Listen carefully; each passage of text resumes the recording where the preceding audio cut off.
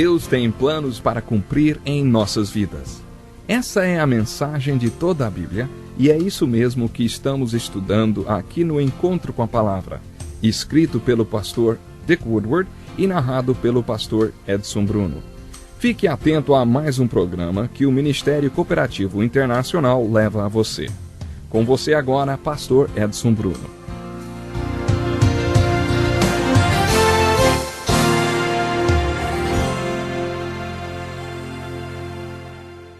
Bem-vindo a mais um programa Encontro com a Palavra. Acabamos de iniciar um estudo do primeiro livro da Bíblia, o livro de Gênesis. Ao final do nosso último estudo, eu estava comparando o relato bíblico da criação com a evolução ateísta. Seria bom você fazer algumas observações quando ler o primeiro capítulo de Gênesis e estudar a criação à luz desse livro, a fim de chegar a certas conclusões interessantes. Observe primeiramente o seguinte: o relato da criação de Gênesis registra tudo o que existe hoje. Tudo é resultado de 3 atos principais de criação da parte de Deus.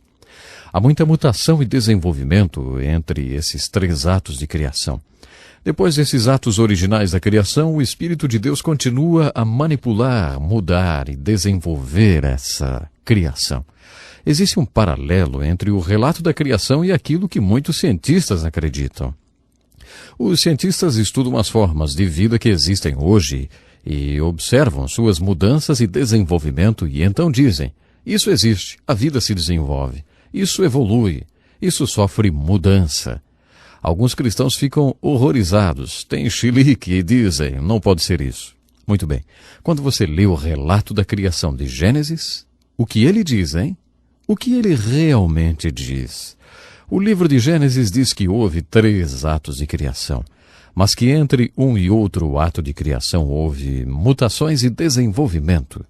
É aqui que eles discordam. A expressão Deus e bara aparece 3 vezes no relato bíblico da criação. Deus criou. É nesse ponto que muitos cientistas discordam do relato da criação. Alguns deles não consideram esse dado porque ele foge de sua realidade. O criacionismo envolve o sobrenatural, o subjetivo e o espiritual. De acordo com os cientistas, você não pode ser científico em cima de dados sobrenaturais. Resumindo, acho interessante considerar os paralelos entre a ciência e o relato da criação de Gênesis. Existem 3 pontos para os quais os cientistas ateístas têm extrema dificuldade para encontrar respostas. Há 3 pontos onde o relato de Gênesis diz: criou Deus. O cientista ateísta tem dificuldade para responder essa questão. Mas como tudo começou? Quando você começa do princípio, eles realmente não encontram resposta nenhuma. Lembro-me que certa vez participei de um seminário numa conhecida universidade e um renomado cientista estava dando uma palestra. Quando ele disse: nós chegamos nos gases. Aí eu levantei a minha mão e ele me olhou através dos seus óculos fundo de garrafa e disse: não me pergunte de onde vêm os gases, hein? Bom, era exatamente essa pergunta que eu ia fazer. Você está vendo? Todos eles, todos os cientistas param na questão de onde tudo se originou. De onde tudo começou? Esse é o ponto onde a Bíblia diz: Deus. Deus criou.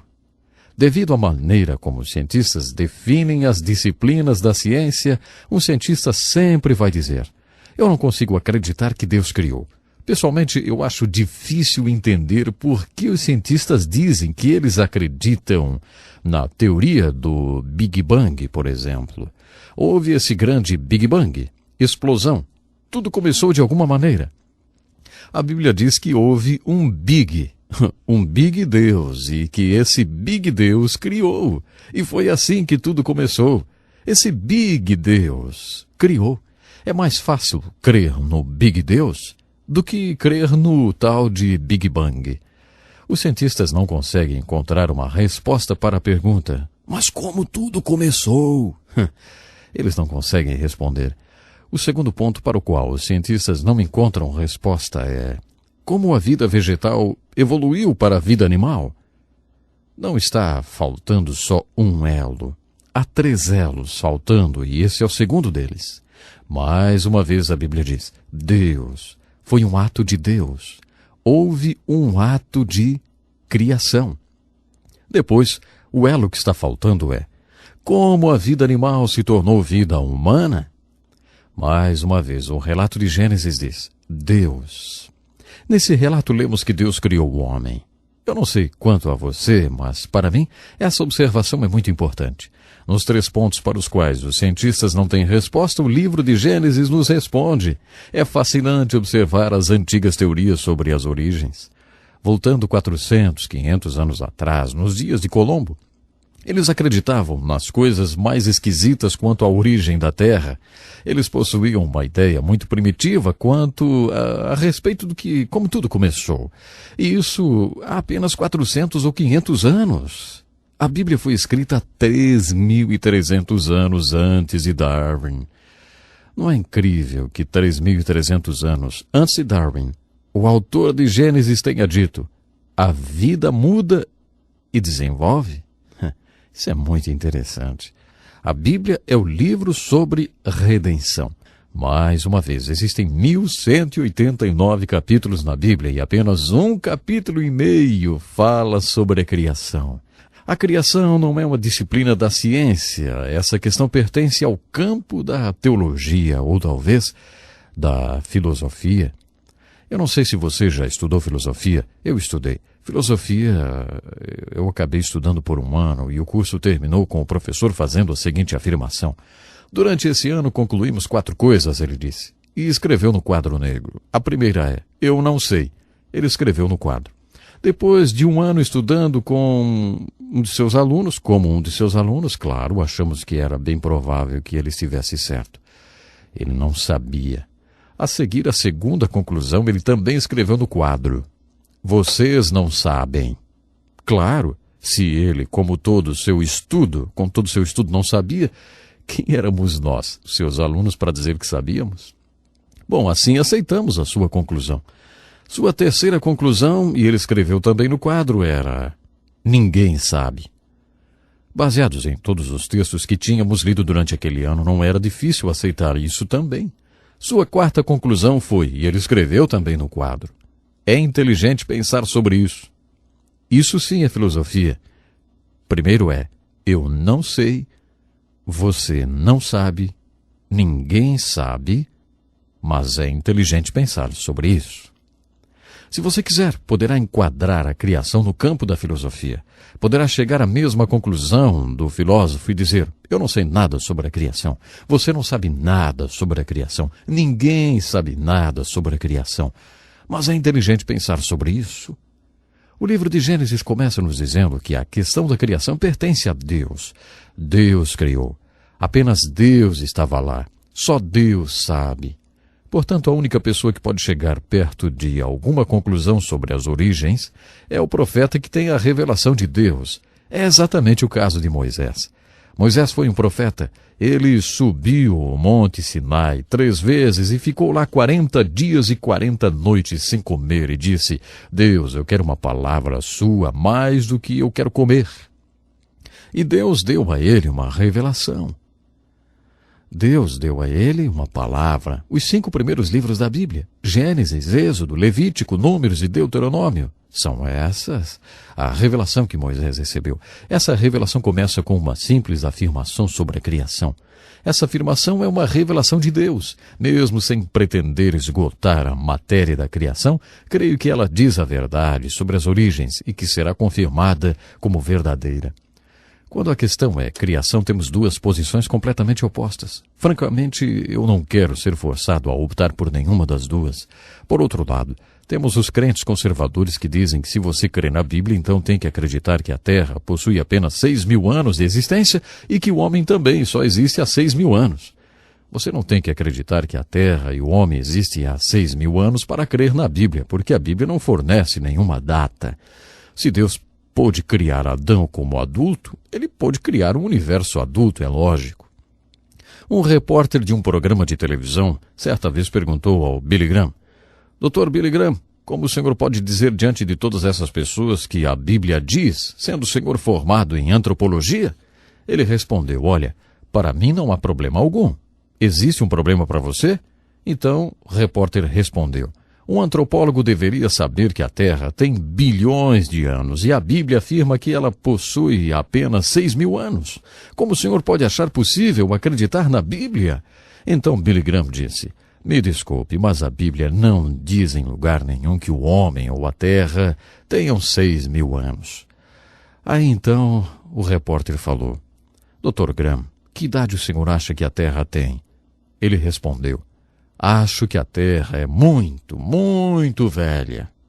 Essa foi uma ótima resposta.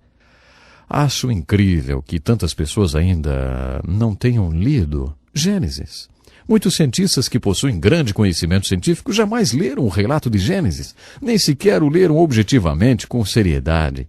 Há muitas pessoas que creem nas Escrituras, mas têm medo da questão da evolução.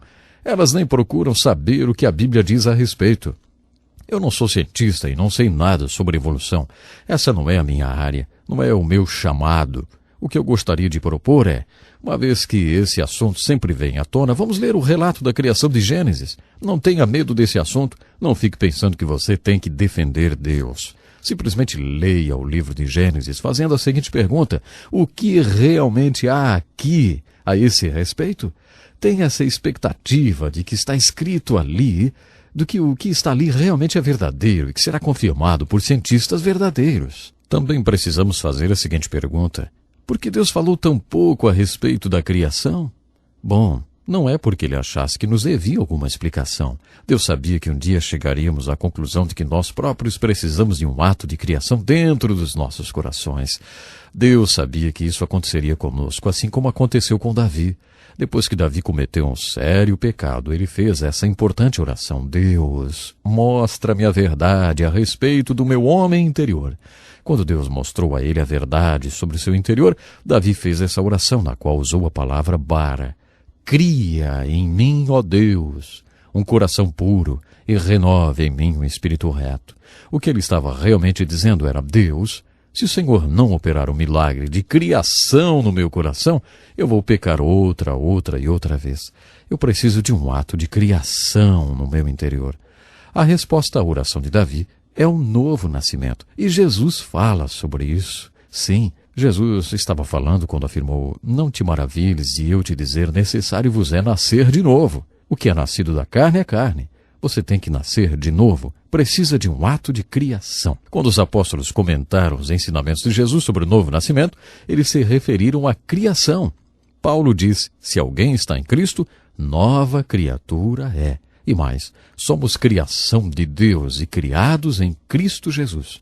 As pessoas que nasceram de novo experimentaram um ato de criação e, como resultado desse ato de criação, elas são criação de Deus. Eu creio que Deus deseja realmente que percebamos a nossa necessidade de um ato de criação dentro de nós. Você já experimentou esse novo nascimento? Pense nisso, hein? Bom, até o nosso próximo programa. Que lição importantíssima. Obrigado, pastor Edson Bruno. Prezado ouvinte, coloque em prática o que você ouviu aqui. Sem dúvida, sua vida será grandemente abençoada. Este é um estudo escrito pelo Dr. Dick Woodward, na voz do pastor Edson Bruno. Escreva-nos e solicite o material. Nosso endereço é Encontro com a Palavra, Caixa Postal 2011, CEP 89201-970, Joinville, Santa Catarina. Até o nosso próximo encontro com a Palavra.